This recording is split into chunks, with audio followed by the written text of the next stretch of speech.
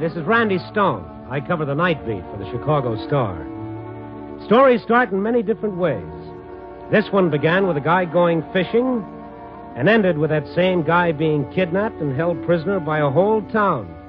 A guy I think the world of. One Randy Stone, Esquire. Night Beat, starring Frank Lovejoy as Randy Stone.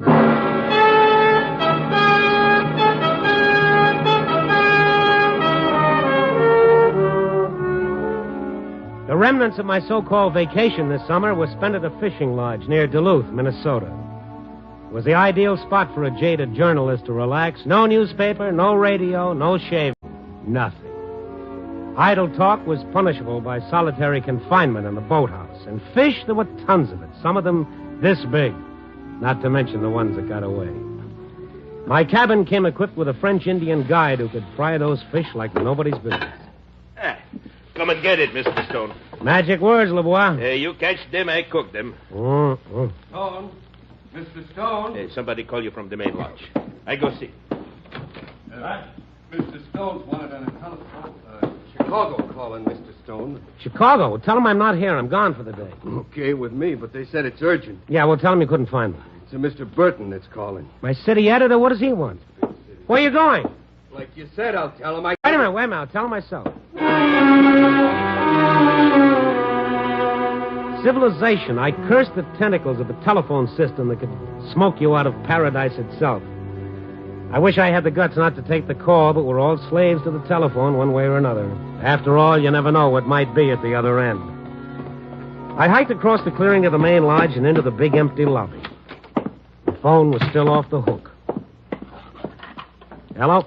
Randy, this is Burton. Mr. Stone is not here. He was last seen chasing a city editor through the forest with a tomahawk. How are the fish biting? Just fine. I'll tell him you called. Bye. Hold on, Randy. How far are you from Duluth? Oh, 40, 50 miles. Why? Remember that Pierce kid who shot the gas station mechanic a couple of weeks ago? Well, you see Canfield on the police beat? It wasn't my story. I know it wasn't, but do you remember him? Yeah, I remember. What about him? He escaped a couple of days ago, got out of the hospital ward. Oh, thanks for calling. I'll do my best to avoid him. His family lives in a town north of Duluth, Pierceville. Can't be very far from where you are. He may be headed there. Well? Why don't you drive up there, Randy, and look around? Some beautiful women in those small towns. His name's Elinar Pierce. Stands 6'1", 24 years old, fair hair. Yeah, I know what he looks like. You had him all over the front page for 2 days. Get out there right away, will you? You asking me or telling me? Okay, I'm asking you. Well, that's nice. Yes, Mr. Burton. Get going. LeBois told me how to get to Pierceville, but he frowned at the idea of me going out there. He told me the whole town was full of Pierces and that they weren't too friendly if your name wasn't Pierce. I climbed up and down hills for a couple of hours, and then from the crest of one of those miniature mountains, I saw a small cluster of buildings, Pierceville. I crawled down the side of the hill in low gear and hit the main street. The place seemed deserted, so I pulled up in front of the general store. A couple of men watched me as I got out of the car. When I walked into the store, they turned away from their window and stared at me. There was an Ichabod Crane character behind the counter. Something for you, mister? Yeah, cold drink, anything at all. Orange? Very fine. Any place a guy can get some supper? Nope. No cafe in town. Ain't that right, Gus? That's right. There's no hotel, neither. We don't cater much to the tourist trade. Yes, it's easy to see. What happens if the guy wants to stay over? You just don't. That's nice and cozy. Maybe you need a passport to drive through your town. Not if you're passing through. If I was you, I'd get going. Them roads is hard to drive at night. Mm-hmm. Mind if I use your telephone? It ain't working. Hello? He's not here yet, Mr. Pierce. Yeah, he is. Just stopped in for a minute. He's leaving now. That's right. I thought that phone was out of order. You can call in, but not out. Well, you mind if I try? I've got a way with broken-down telephones. Keep away from it. I see. Somehow I knew you'd say that. Pete, get out there and head him off, quick. Right. Hey. The fellow out there in that car, that's him. Einar Pierce. Hold him! Stay put, mister. That's a gun I got in my hand, a real one with bullets and all. Are you crazy? That's Elinar Pierce. He's wanted for murder in Chicago. Let me get the sheriff and... Just stay where you are. Well, I can't argue with a gun. Now get moving. Into the back room. You know what you're doing, fella? You're helping a murderer escape. You're mistaken, mister. Now get moving.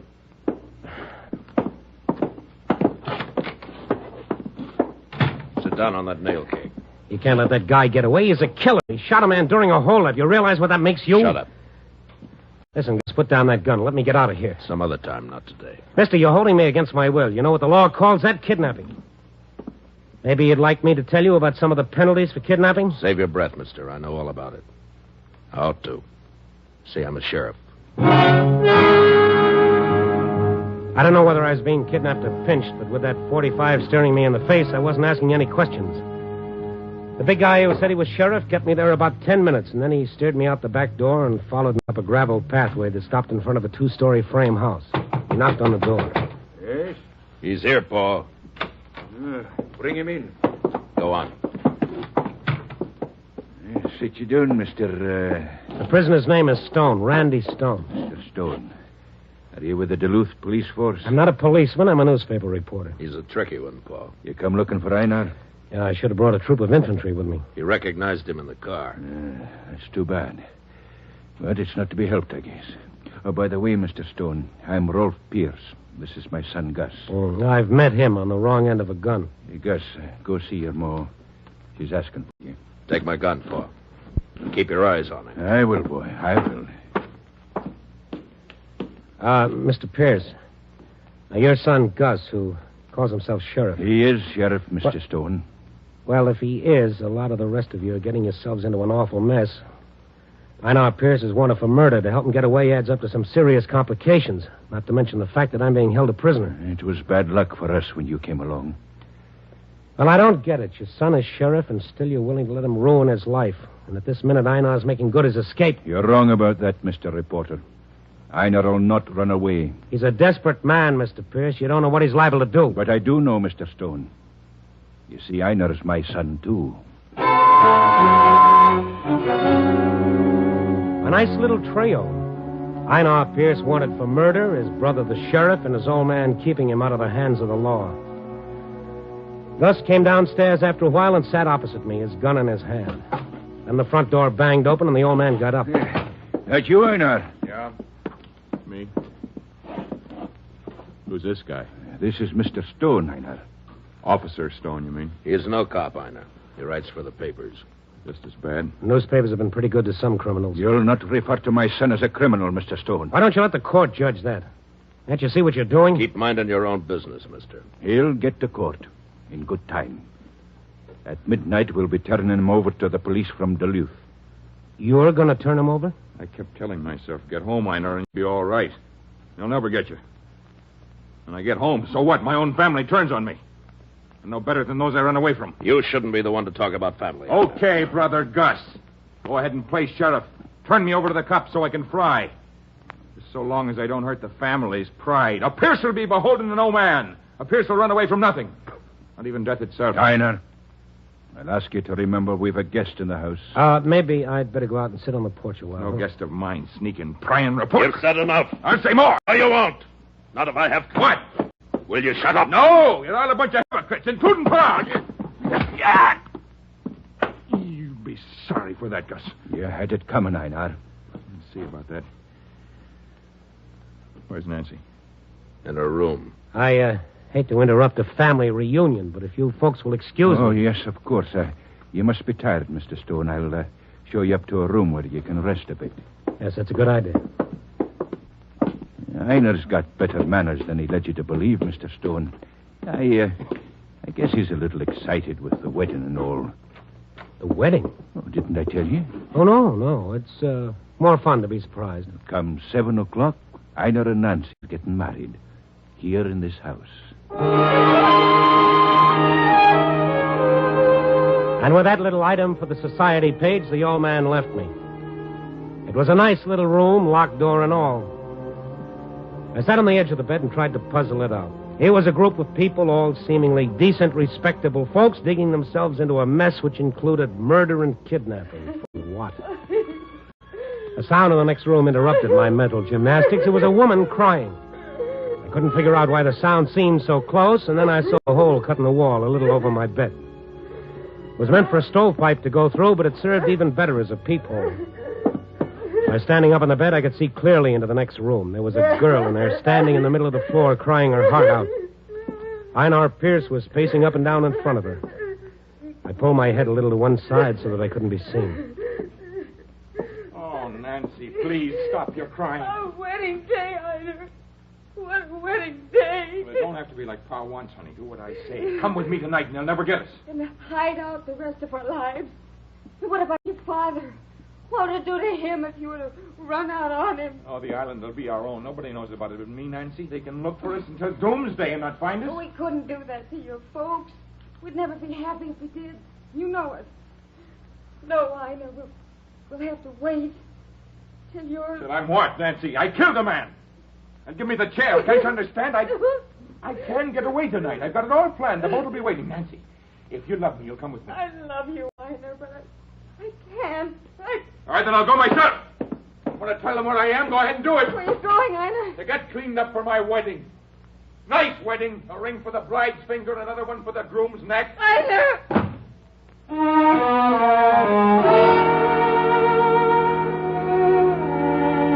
Yes, that's the way it happens in real life. None of those clearly defined black and white, good and bad storybook characters, but mixed up flesh and blood human beings. I lay down on my bed and tried to figure them out, to figure exactly what kind of part I played in their crossword puzzle. And the key turned in the lock of my door, and Mr. Pierce came into the room. Yeah. Have a good rest, Mr. Stone. Not bad. Mind if I sit down? Well, that's what I call a courteous approach to a prisoner. You'd make a fine warden, Mr. Pierce. Oh, I'd rather think of you as my guest than my prisoner. Okay, warden, have it your way. I've got to have a wee talk with you. I want to remind you, Mr. Stone, that when this is over and you make your report to the police, this whole thing's my doing. Nobody else's. Well, it's not that simple. As far as I can see, you've had lots of help. The whole town, I might say, not excluding the sheriff. I've been giving the orders, Mr. Stone. I see. Now that you understand that, I'm asking you to attend my son's wedding on one condition. And that is? That you talk to no one about Einar. That you'll not mention a word of it to Einar's mother. And if I don't promise? I'll keep you locked up till the dance is over. The dance? Well, you didn't think there'd be a Pierce wedding without a dance, did you? There'll be the whole countryside at the town hall tonight. Well, what do you say? Supposing I tell you that Einar's planning to get away tonight. As my guest, I'd say you're mistaken.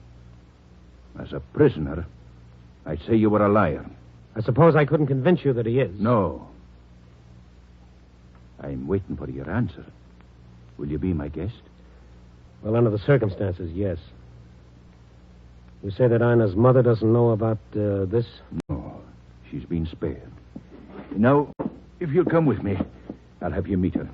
She heard your voice downstairs, and we had to tell her that you were one of Einar's friends from Chicago. You'll bear me out on that, won't you? I'll do my best. Come, then. How do you expect to keep it from us sooner or later? The good Lord's arranging for that, Mr. Stone. She's dying.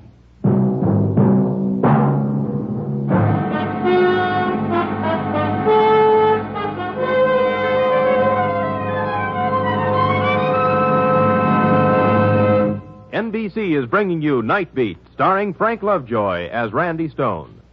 Here's a note for Sunday listening on most NBC stations.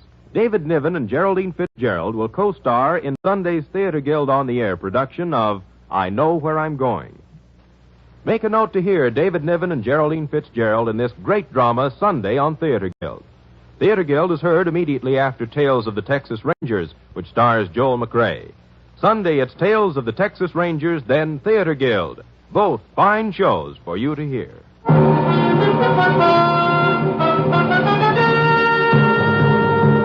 Now back to Night Beat and Randy Stone. After I picked my heart up off the floor, we walked downstairs to Mrs. Pierce's room. There was nothing left to say. I stood alone in the doorway and watched the old man walk over to his wife's bed as though it were a shrine. She opened her eyes slowly, and the stamp of death was in them. She was past pain already, and if her voice was slow and halting, there was a serene dignity about her that seemed pretty close to this thing we call happiness. Father? Aye, Mother. I thought you might be sleeping. Sleeping with my son's wedding an hour away. Hello there, young man. Hello, ma'am. You're Einar's friend from the city, aren't you? They worked together in Chicago, Mother. Yes, that's right, ma'am. We were very good friends. I'm so happy you could come. And you'll not be angry with us for keeping him here. He belongs with his folks, you know. Oh, yes. He belongs with his folks. The land's waiting for him. And Nancy, to make him a home and give him children. Poor orphan that she is, with no folks to be at her wedding. Nancy came to our house when she was just a baby. And from the first time we saw them standing together, we knew they was to be married one day. And this is it. Their wedding day. How long before the preacher will be here? Oh, little more than an hour, Mother. You'd best have a nap now till he comes. A nap? Goodness, it'll take me that long to make myself pretty for the wedding. The pieces of the puzzle were falling into place now. Only from where I was sitting, the picture was beginning to look like a king-size lump in my throat. The old man was holding Einar till he could get him married off to Nancy, taking a chance on going to prison himself just so he could give his wife something she had to have before she died. I got to feeling mean and ugly for butting in. And all through the ceremony, I made myself as small as I could. When it was over, the newlywed Mr. and Mrs. Einar Pierce stood around and accepted the sober congratulations of the few guests. And after supper, as sad a wedding feast as I've heard of, we all went down to town hall.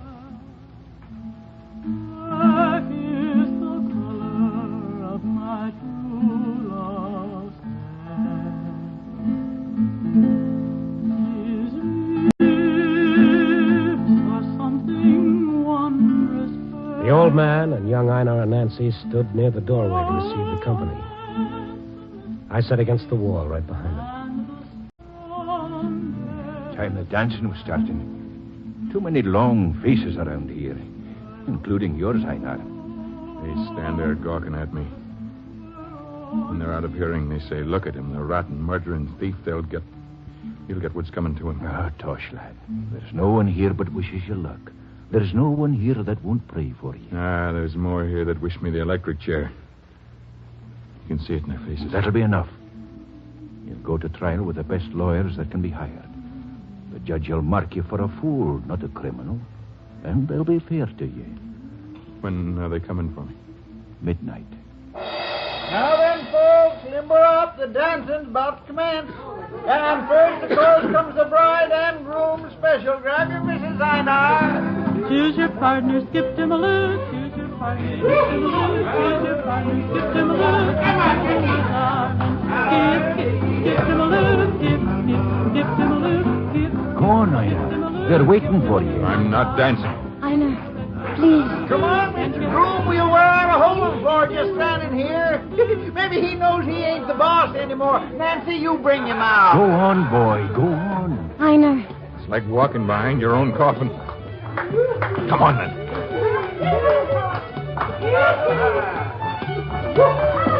They started to dance, and in a few minutes, some of the younger kids joined them on the floor.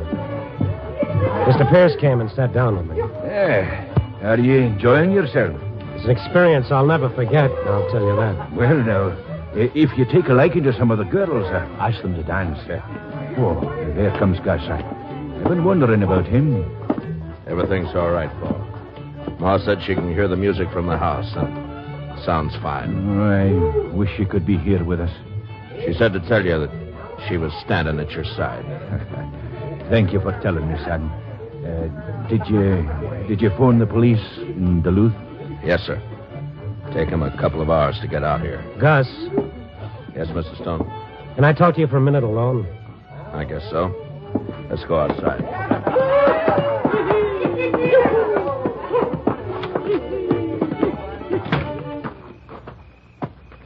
What'd you want to see me about? Einar. What about him? Einar's going to try and make a break for it. What makes you think so? I heard him tell Nancy he was, to some island. Oh, he said that 50 times today, but he won't try. Oh, yes, he will. He's not like you and your father. Frankly, that's why I'm thinking about your dad. You think Einard'd walk out on his dad knowing the old man would be held responsible? That's exactly what I'm saying. Mister, you don't know us Pierces. What you're trying to say should get you a punch in the nose. Okay. Okay. But keep your eye on him. Now get out of my way.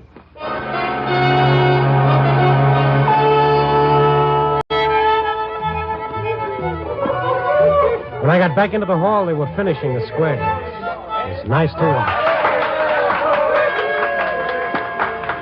11 o'clock, the big clock on the wall said. I moved up close to Einar and his wife. If he was going to try to get away, it would have to be soon. The music blared up, and suddenly Einar grabbed hold of his wife's arm and steered her onto the floor. A frightened look came into her eyes, and she tried to pull back, but Einar whispered something to her, and she let herself be led away. I knew that something was going to happen. I wanted to be near and try and stop it.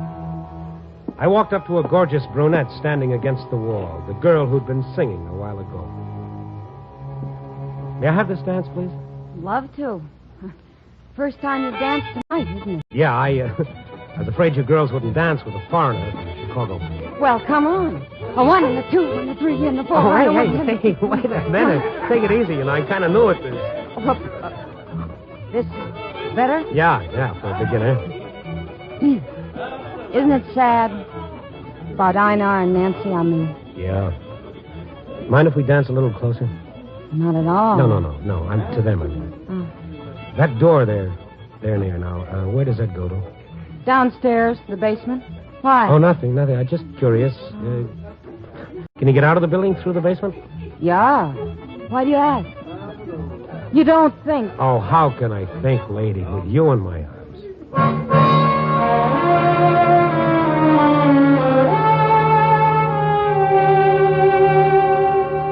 The dance was over. I thanked my partner and leaned against the wall, watching Einar. He said something to Nancy, and then as casually as if he were going for a drink of water, he slipped through the door leading to the basement. As fast as I could, I followed him. I turned the doorknob. He'd locked the door behind him. I went out the side way, ran around to the back of the building. Then I saw him moving toward a clump of bushes. He heard me, he turned around. A piece of lead pipe in his hand made a wicked silhouette in the moonlight. It's you. You better get back in there with your dad, Einar. Keep away from me. Come one step closer and I'll kill you. Don't be a fool, Einar. I can let out one holler, everybody in the dance hall will come running out. And your father will know you tried to sneak out on him. And maybe I'd better make sure you can't holler. Try to stop me. Let go. Oh, you can't run out on your dad. I won't let you do it. All right, then. Take it. Einar! Now put that down. Gus. Put down that pipe. I'm getting away from you, Gus. Not while I've got this gun, you aren't. You wouldn't use that on me, your own brother. Wouldn't I? I wouldn't believe Mr. Stone when he said that you were planning a getaway. When I saw you out here, I wanted to kill you. Why didn't you? Might as well. Because Pa wants you to decide when the police come for you. Are you all right, Mr. Stone? Yeah, but wait till I see that city editor of mine. I'll take Einar into Pa now. I'll come back and look after you. Come on, Einar.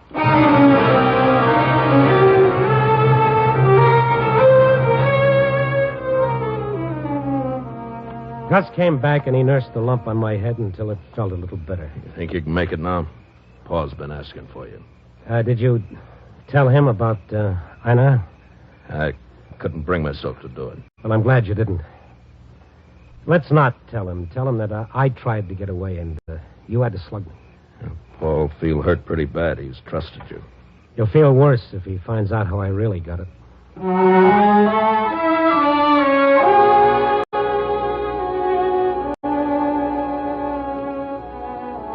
There was hurt and disappointment in the old man's eyes when Gus told him I'd tried to run out on him.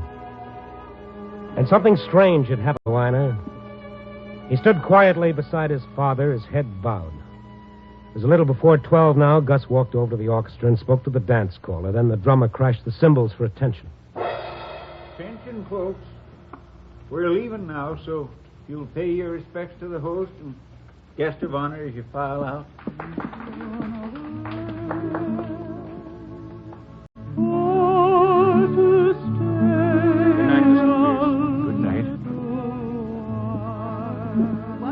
One by one, the couple shuffled past the little group and made their awkward speeches. The old man stood tall and straight and accepted their thanks with a quiet dignity. Congratulations, Nancy. Einar stared straight ahead of him and spoke to no one, and Nancy kept her eyes glued on the floor and cried without tears. Well, Mr. Pierce, me and my boys will be getting along. Thank you, Pete. You played mighty fine tonight. Well, thank you. Come on, boys, and good luck to all of you. Thanks. You'll close that door behind you, please. It's midnight. Oh, Highness. Don't cry, Nancy. I don't want to see you crying when I go. I'll try not to. You hear, Gus? Let him come in. No. He'll come out to them. Tell him he'll come out himself. All right. Nancy, look at me. Pick your head up. Yes, Einar. I love you, Nancy. More than you've reason to believe. I hope I can come back to you someday and prove it to you. I'll be here, waiting. Pa, What is it, son? I don't know how to say it, but Pa, I'm awful proud of you. And will you pray for me like you promised? I'll pray for you. They're getting impatient, Gus. Before I go, Gus, I got to tell you. Never mind, Einar. I understand. You, Mr. Stone. Me? Thanks for... You know what I mean? Yeah, I know. Gus. You better go now, son. Yeah. Better.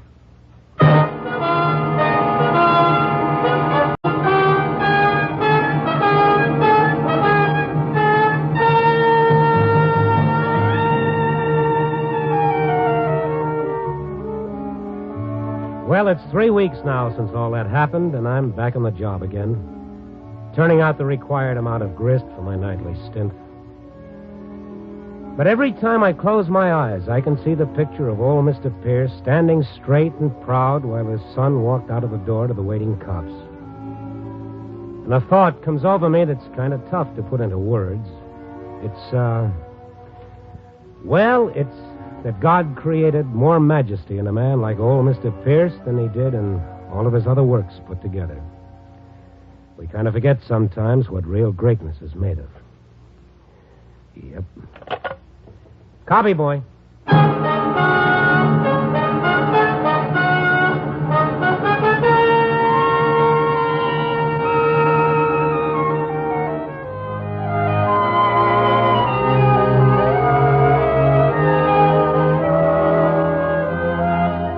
Night Beat, starring Frank Lovejoy, is produced and directed by Warren Lewis. Tonight's story was written by Lou Rusoff, with music by Frank Worth. Mr. Pierce was played by Bill Johnstone, and Bill Conrad was Gus. Others in tonight's cast were Lamont Johnson, Harley Bear, Vic Perrin, Helen Mar Van Tyle, and Georgia Ellis. The folk singer was Terry Ali. Frank Lovejoy may currently be seen in Milton Sperling's production, Three Secrets, released by Warner Brothers.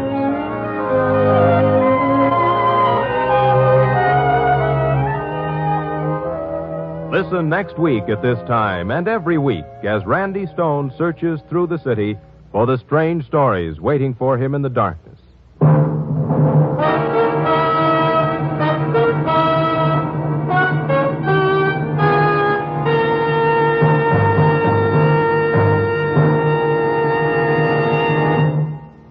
Night Beat came to you from Hollywood.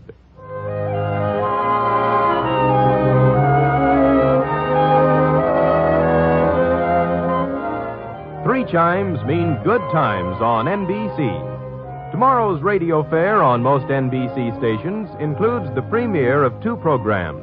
Hedda Hopper brings you personalities from the motion picture world in her new program tomorrow. Be sure to listen.